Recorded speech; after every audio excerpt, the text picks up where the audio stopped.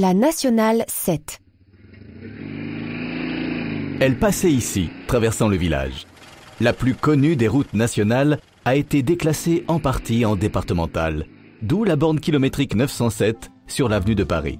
Route des vacances qui traverse la Bourgogne et la Provence, qui fait de Paris... La route des vacances, chantée par Charles Trenet, 996 km exactement.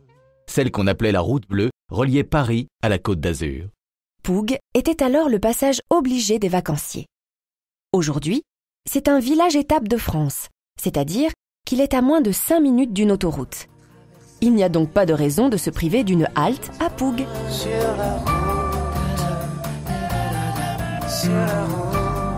Sur la route. Richard Hortynski en a fait une raison de vivre.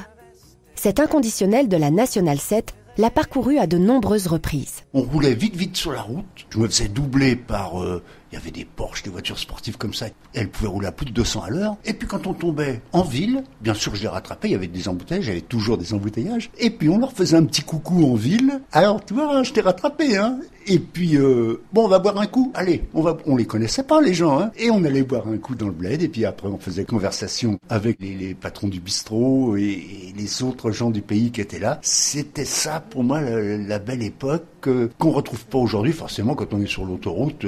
Une fraternité qui s'exprimait donc même dans les embouteillages.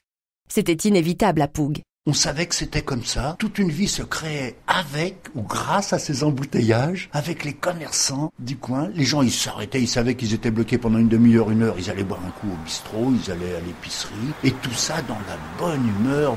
C'est quand qu'on arrive ? Et pour occuper les enfants, on jouait avec les panneaux publicitaires ou avec le bibendum Michelin, présent le long de la route devant les stations-service. À un peu plus de 200 km de Paris, Poug était donc une étape agréable pour faire une première pause, se restaurer ou même passer la nuit. Nationale 7, il faut l'apprendre qu'on aille à Rome à 7, que l'on soit 2, 3, 4, 5, 6 ou 7, c'est une route qui fera 7.